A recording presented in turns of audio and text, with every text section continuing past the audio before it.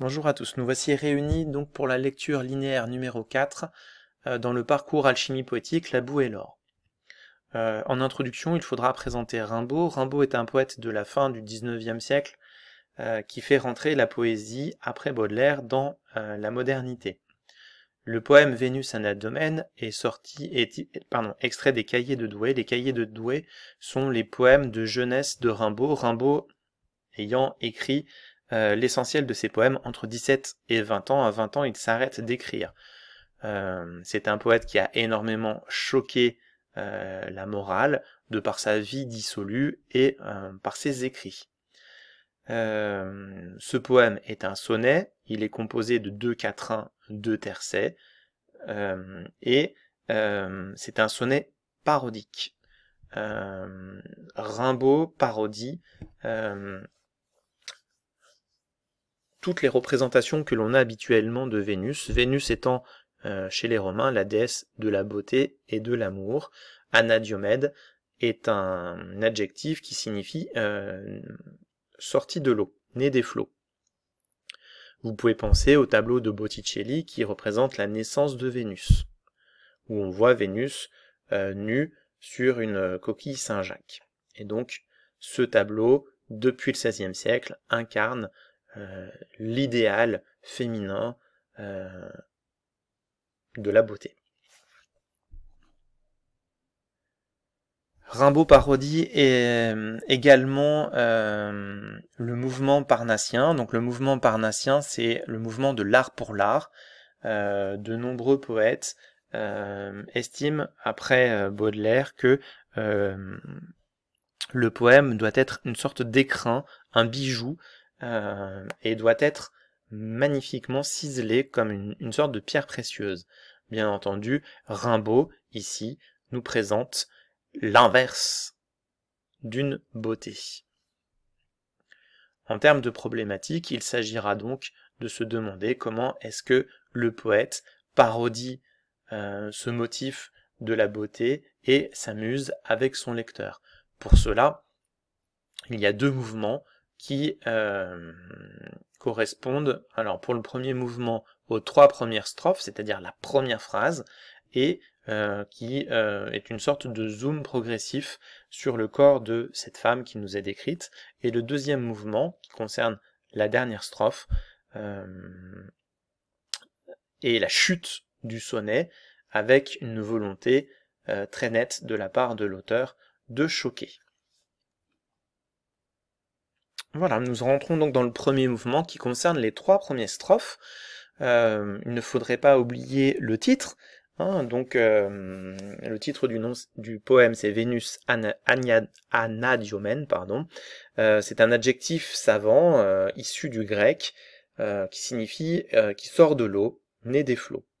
Donc ça renvoie à un thème bien connu du lecteur, une certaine culture et donc une sorte de complicité de Rimbaud avec son lecteur en reprenant un motif inspiré de l'Antiquité, de la Renaissance, un motif très présent dans la peinture et dans la littérature. Le nom de Vénus, déesse de l'amour, évoque immédiatement à l'esprit la féminité, la grâce, la beauté absolue, et donc on s'attend à un tableau poétique qui célèbre la beauté, et à un poème qu'on appelle un blason. Donc un blason, c'est un poème qui célèbre une partie du corps, généralement du corps féminin, et qui en fait l'éloge, de façon plus ou moins stéréotypée et convenue. Donc a priori, on s'attend à avoir la description d'un idéal féminin, d'une beauté divinisée. Le choix du sonnet nous conforte dans cette idée, et le choix du vers, l'alexandrin, renforce encore cette idée. L'alexandrin, c'est le vers noble en poésie, c'est le vers de la célébration, et c'est le vers des sujets mythologiques. Toutefois, dès le début, Rimbaud s'amuse avec les codes de la poésie lyrique traditionnelle. On peut peut-être voir une allusion parodique au poème de Ronsard. Je vous l'ai expliqué dans mon cours. Et la parodie commence donc tout de suite avec la comparaison comme d'un cercueil vert en fer blanc qui associe immédiatement Vénus et non pas l'amour, mais la mort. De plus, le coquillage d'où est issue Vénus cède la place au vers 3 à une vieille baignoire. Et donc, on ne s'attend pas à avoir une divinité, et il faut absolument commenter l'emploi du déterminant indéfini une, que je mets ici en rouge. Donc ce n'est pas une déesse, mais c'est la tête d'une femme. Une femme, c'est une parmi tant d'autres, ce qui montre que elle est loin d'être exceptionnelle. Si Rimbaud s'inspire de la peinture, on remarque un champ lexical des couleurs. Alors, on a le cercueil vert ici, en fer blanc. Donc, même si c'est une matière, ça renvoie à une couleur. Et la femme a les cheveux bruns. Voilà, donc sur les deux premiers vers, on a des connotations visuelles qui peuvent faire penser que Rimbaud va se livrer à une ekphrasis. Alors une ekphrasis, c'est une figure de style, c'est un nom grec qui consiste pour un écrivain à se faire l'égal d'un peintre, c'est-à-dire que le poème ici est l'équivalent, se veut l'équivalent d'un tableau, d'où le champ lexical des couleurs. Mais ces couleurs, encore une fois, dénaturent le cadre. En effet, le fer blanc est un matériau commun, de peu de prix, qui colle mal avec l'idée du sublime qui pourrait être associé à l'image de la déesse.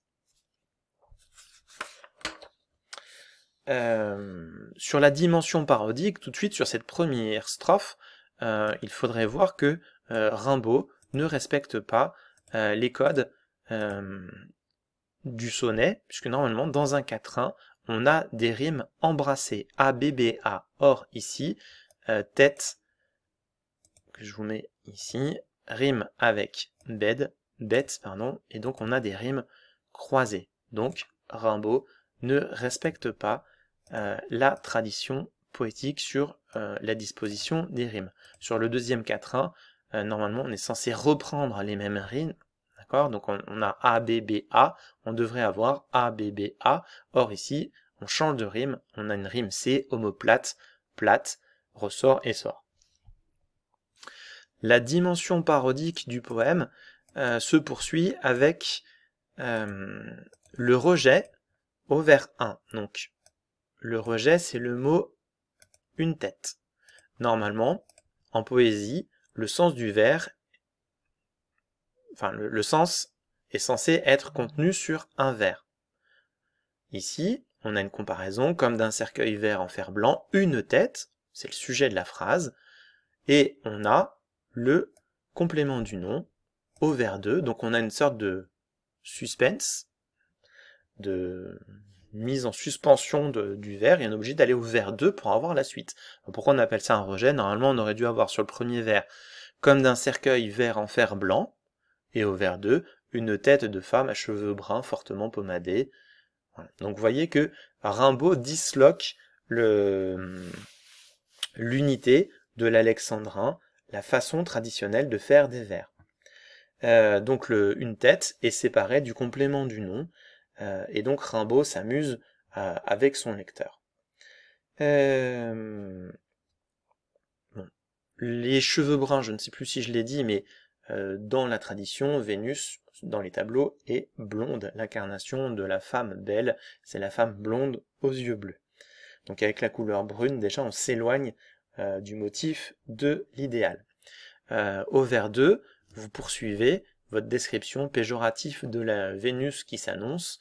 D'accord ? Votre Vénus est fortement pommadée.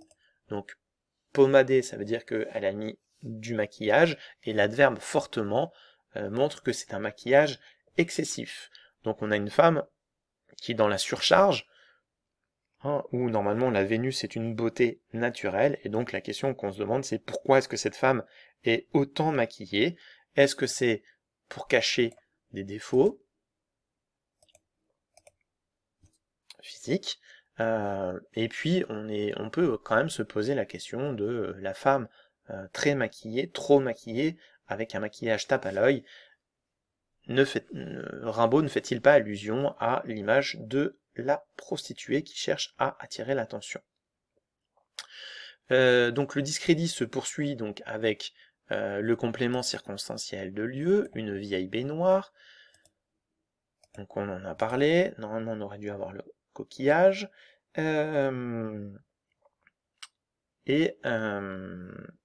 Donc il faut attendre votre vers 3 pour voir apparaître le verbe de cette phrase.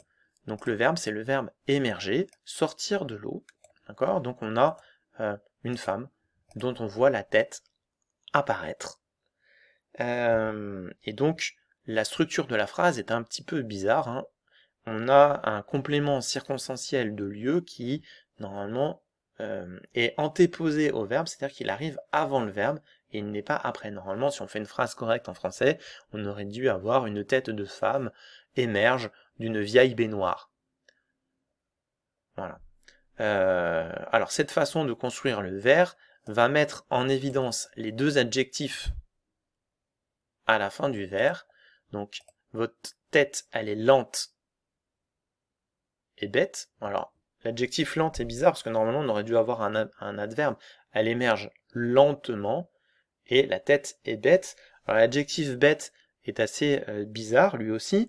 Hein, ce sont deux adjectifs péjoratifs et l'idée de la bête introduit ce qui va apparaître dans la suite du poème, c'est-à-dire une sorte d'animalisation de la femme. Alors on peut voir une syllèpse, la femme est une bête, on va voir qu'elle est large, qu'elle a une échine, elle est un peu comparée à un bœuf si vous voulez, et elle est bête au sens, elle n'est pas intelligente, donc on a un jeu de mots sur bête.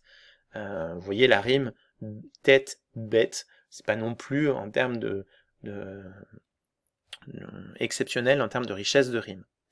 Vous continuez votre description péjorative avec le complément circonstanciel de manière, avec des déficits, hein, des défauts, assez mal ravaudés.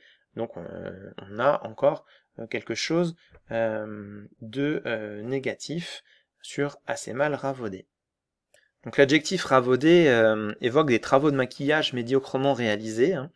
Ils sont nuancés par les adverbes, les modalisateurs assez mal. Normalement, le verbe ravauder désigne des raccommodages de vêtements usés. Or, vous voyez quand même que on a l'idée de la vieillesse qui commence à apparaître. Alors la baignoire a été caractérisée de vieille et donc la femme est également vieille, comme si elle était en quelque sorte rafistolée. Bon. Ici, déficit signifie qu'elle a des imperfections physiques, et donc on est loin de l'image gracieuse que l'on s'attendait à avoir d'une Vénus. Donc,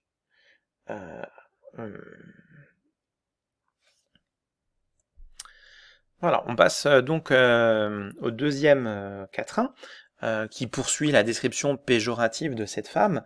Donc on a une peinture très réaliste, donc on va retrouver des choses négatives, donc des adjectifs péjoratifs. Donc on a gras et gris, que je vais mettre en rouge. On a bien entendu des expansions du nom, donc on a encore l'adjectif large, on a une énumération de subordonnées relatives, hein, qui saille, qui rentre, qui ressort. Alors vous voyez que à la lecture, je vous le lis, puis le col gras et gris, les larges omoplates qui saillent, le dos court qui rentre et qui ressort, puis les rondeurs des seins semblent prendre l'essor, la graisse sous la peau paraît en feuilles plates. On retrouve donc des allitérations, hein, c'est un rythme assez difficile, disharmonieux,